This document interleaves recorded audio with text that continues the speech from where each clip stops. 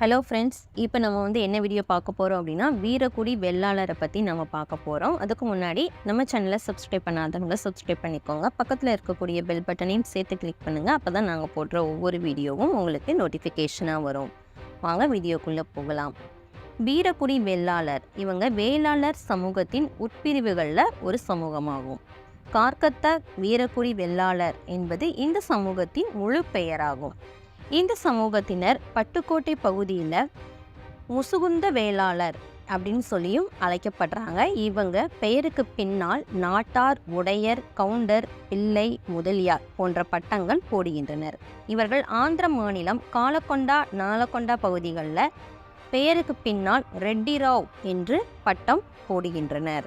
இன்று இந்த வீரக்குடி வெள்ளாளன் நில உரிமையாளர்களாகவும், இராணுவ அதிகாரிகளாகவும், வணிகர்களாகவும், தமிழ் அறிஞர்களாகவும், இந்து கோவில் புலவர்களாகவும் இருக்கின்றனர்.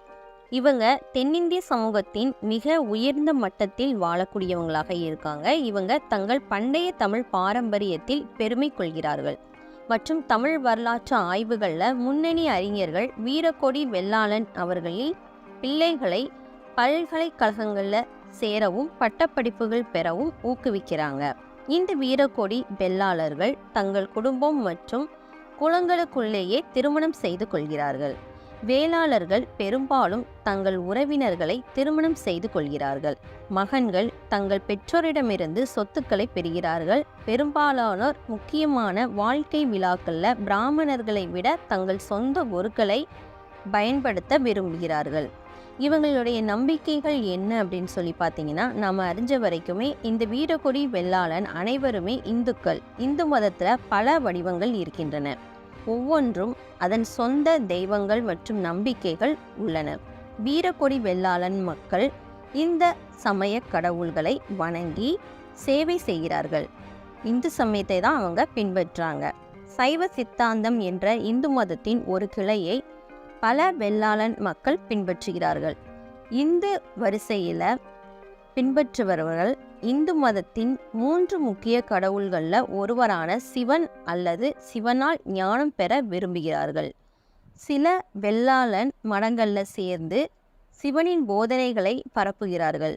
சடங்குகள் மற்றும் நல்ல செயல்களை செய்வதன் மூலம் பிறப்பு, இறப்பு மற்றும் மறுபிறப்பு ஆகியவற்றின் முடிவில்லாத சுழற்சியிலிருந்து மோட்சம் அல்லது விடுதலையை அடைவார்கள் என்று இந்துக்கள் நம்புகிறார்கள். வீரக்கொடி வெள்ளாளன் இந்து கோயில்களுக்கு சென்று பிரார்த்தனை, உணவு, பூக்கள் மற்றும் தூபங்களை தங்கள் கடவுள்களுக்காக வழங்குகிறார்கள். வெள்ளாளன் மக்களின் முக்கிய ஆண்டு விடுமுறைகள் ஹோலி, வண்ணங்களின் திருவிழா, தீபாவளி, விளக்குகளின் திருவிழா, நவராத்திரி, இலையுதிர் கொண்டாட்டம் மற்றும் ராமநவமி, ராமர் பிறந்த நாள்.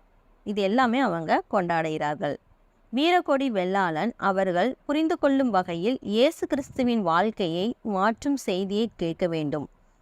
ஒரே மீட்பர் தேவைப்படுற பாவிகளாக அவர்கள் தங்களை பார்க்க வேண்டும். அவர்களுக்கு முன்பாக கிறிஸ்துவம் ஒரு உண்மையான வழியில் வாழ்ந்ததை அவர்கள் பார்க்க வேண்டும்.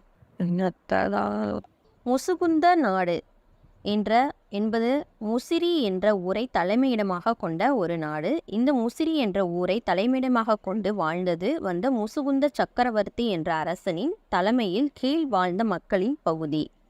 ஆரம்பத்தில் இது 32 கிராமங்களாகவும் பின்னர் 36 கிராமங்களாகவும் மாறியது என்பது வரலாறு. இந்த கிராமத்தில் பார்த்தீங்க அப்படின்னா கட்டிடங்கள் இல்லாத, வாகனங்கள் இல்லாத ஆதிகாலம், குறிஞ்சி நிலத்தில் மட்டுமே மக்கள் வாழ்ந்த காலம். எங்கு நோக்கினாலும் பசுமை மரங்களும் வன விலங்குகளும் பெயர் தெரியாத பறவைகளும் இருக்கின்றன. மனிதன் தன் பாதுகாப்பிற்காக மரத்தின் தடியை உபயோகிக்க தொடங்குகிறான். அது மட்டும் இல்லாமல் இந்த ஊரில் பார்த்தீங்க அப்படின்னா வேல், சூலம், வில் போன்றவை வன மிருகங்களை வேட்டையாட பிறந்தவை. அறம், வாள், கத்தி போன்றவை மனிதனுக்கு சண்டையிட உதவியவை. மனித சண்டைகளுக்கு நியதிகள் உண்டாக்கப்பட்டன.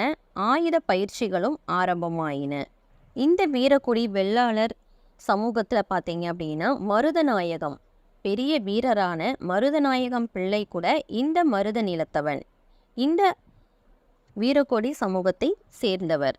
அது மட்டும் இல்லாமல் இந்த வீரக்கொடி வெள்ளாள மக்கள் அவங்க முக்கிய தொழில் பார்த்தீங்க அப்படின்னா உழவு தொழில். சோழர்கள், சேர சோழ பாண்டியர் அப்படின்னு சொல்லக்கூடிய தமிழ் மூவேந்தர்களும் சோழர்களும் இதில் இருக்கிறாங்க இந்த சமூகத்தில்.